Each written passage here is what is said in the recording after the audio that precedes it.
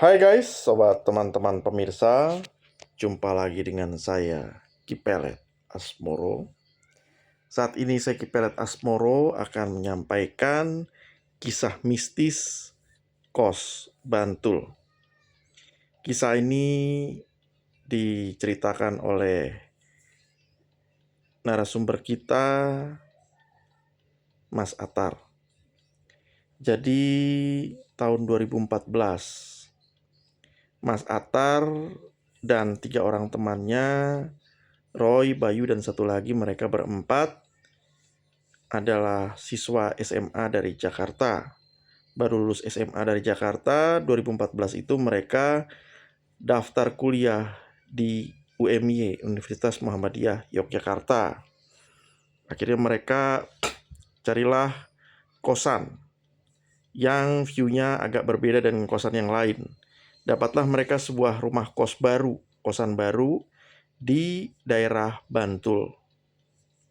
Nah, kosan baru ini view-nya bagus karena di sampingnya dan di belakangnya ada sawah. Jadi agak beda dengan kosan lain view-nya, pemandangan dan lingkungan sekitarnya.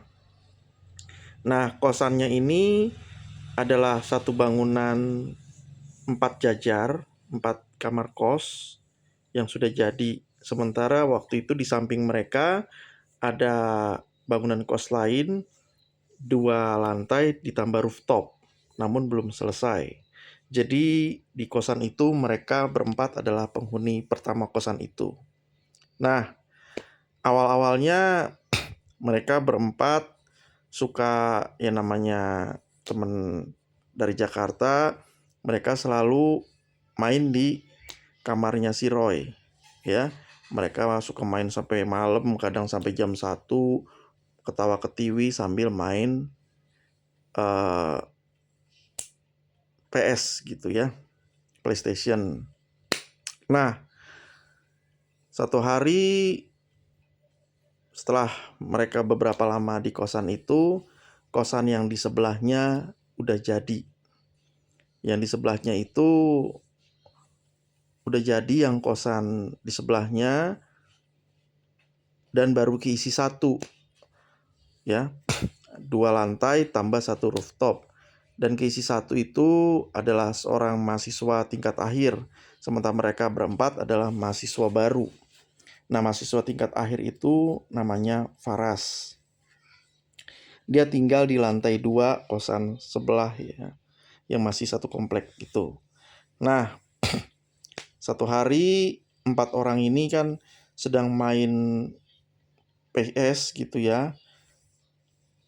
3 orang sedang main PS, sementara si Bayu, teman mereka, lagi tidur. Nah, cuman sambil mereka main PS teriak-teriak, mereka juga perhatiin si Bayu ini kok ngigo-ngigo gak jelas. Jadi saat mereka main PS, gol gitu kan, si Bayu ngigo gol. Akhirnya digodain lah, misalnya sama si Roy. Bilang ke Bayu nih, Bismillah. Bayu nyaut, Bismillahirrohmanirrohim gitu. Terus si Atar ngomong apa, Bayu nyautin. Nah, ketawa-ketawalah mereka di situ. Nah, pada saat mereka ketawa-ketawa itu, lalu ada suara orang datang, mukul-mukul, ngetok-ketok, sambil ngetokannya keras, kasar ya. Dok, dok, dok, dok, dok, dok. Pintu kosan mereka, pintu kosannya si Roy ini. Dibukalah sama Atar. Nah, rupanya itu adalah penghuni kos baru sebelah, Faras, yang adalah kakak kelas mereka. Ibaratnya Faras itu langsung mencengkram lehernya si Atar. Jangan berisik ah, kalian ganggu tahu, katanya si Faras. Tenang dulu bang, kata si Roy gitu kan. Pada saat itu Bayu yang tadi tidur akhirnya bangun. Pas Bayu bangun, dia mengeluarkan suara, tapi bukan suara Bayu, tapi suara perempuan cekikikan, kikik gitu. Otomatis sontak yang lain semua, Faras, si Atar, Roy, dan yang satu lagi kaburlah dari situ. Wah, mencar entah kemana.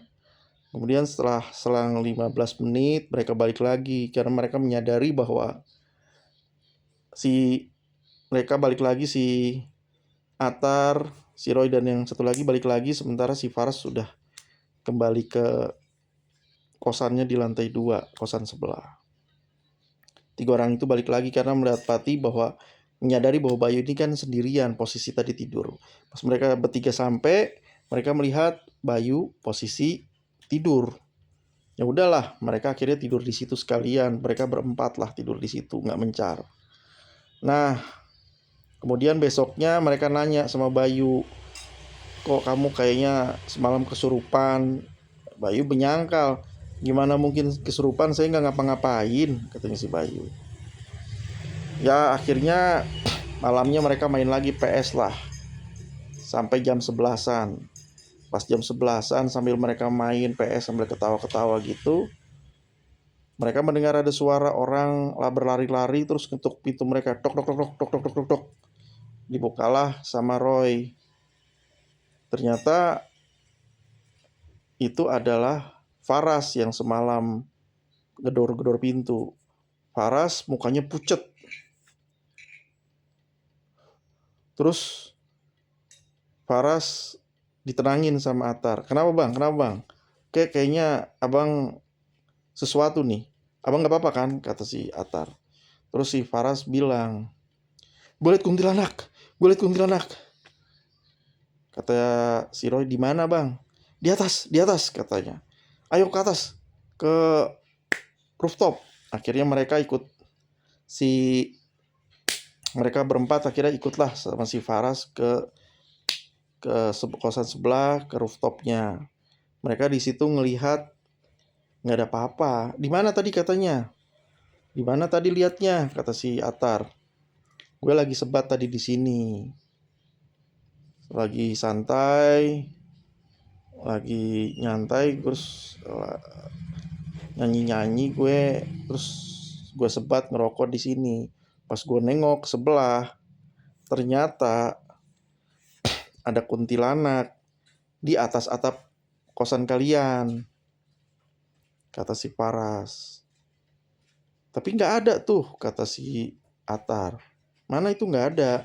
Kemudian si Roy menelusuri lah dia. Dia lihat kanan kiri. Akhirnya Roy bilang, itu ada tuh di tengah sawah. Kayaknya itu tuh. Ya, yang lain bilang, itu kayaknya orang-orangan sawah, kata yang lain. Namun pas setelah kata itu kayaknya orang-orangan sawah, datanglah kuntilanak itu. Terbang, posisinya terbang, naik, terus ketawa cekikikan, kikik gitu, seperti persis waktu Bayu cekikikan semalam. Akhirnya mereka berlima ngacirlah ke musola di lantai 2. Mereka turun 1 lantai, terus ke musola di sebelah kamarnya si Faras. Berempat mereka di musola. Kemudian saat mereka sedang di musola, ngobrol gitu kan, udah tengah malam lah itu, si Bayu berdiri terus mendongak, terus ngomong dengan suara berat dalam bahasa Jawa yang artinya di sini banyak yang liatin kalian. Terus dijawablah sama Roy yang dia bisa bahasa Jawa. Maksudnya apa? Terus ibaratnya makhluk yang masuk ke badannya si Bayu ini gak jawab, tapi kayak kasih kode dia menulis sesuatu. Akhirnya anak-anak itu pada ngasih bolpen dan kertas. Lalu yang merasuki Bayu itu menggambar sebuah lingkaran. Terus posisi ada 5 titik dengan posisi yang presisi. Lalu bertanyalah Roy, ini maksudnya apa? Ini adalah lingkaran dan 5 titik ini adalah kalian. 4 orang sejajar di kamar sejajar dan 1 orang di kamar ruangan sebelahnya, bangunan sebelahnya. Nah, di luar lingkaran ini, di luar kalian, ada banyak yang liatin kalian dalam bahasa Jawa. Dan setelah mereka hitung-hitung ada 20-an. Ada 20-an, berarti makhluk halus yang mengelilingi itu. Kemudian si makhluk itu bilang dalam bahasa Jawa ke Roy, mereka semua adalah penghuni daerah kosan ini. Kagetlah 5 orang itu.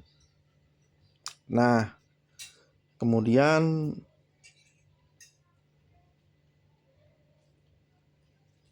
beralih, yang masuk itu yang lain lagi, bukan yang tadi bersuara berat, pakai bahasa Jawa. Kali ini yang bicara adalah sosok perempuan. Dia bilang, Mas Atar. Atar menjawab, ya ada apa? Makhluk ini menjawab yang merasuki Bayu, aku tresno karo koe Mas Atar gitu. Ibaratnya dia cinta sama Mas Atar. Wah, kagetlah mereka semua. Kemudian ganti lagi yang merasuk. Yang merasuk kali ini laki-laki yang pakai bahasa Jawa tadi. Dia bilang sambil nunjuk Faras, kamu sudah ditunggu Mbak Kunti di depan pintu karena kamu kasar sama Atar. Akhirnya yang lain mendesak-desak lah supaya Faras keluar pintu. Akhirnya Faras keluarlah dari pintu musola. Dan habis itu ditunggu berjam-jam, Faras gak balik lagi. Kemudian besoknya Faras cabutlah, pindah dari kosan itu ke kosan yang lain. Dan selang gak berapa lama, 4 orang itu, Atar dan 3 orang temannya, Bayu, Roy, dan yang lain satu lagi itu, mereka pindahlah dari kosan itu ke kosan lain. Ya, dan gak pernah kembali lagi ke kosan itu. Demikian dari saya, Kiperat Asmoro, kisah mistis Kos Bantul. Jangan lupa klik subscribe, klik like, tekan tombol lonceng, komentar, dan share ya. Terima kasih.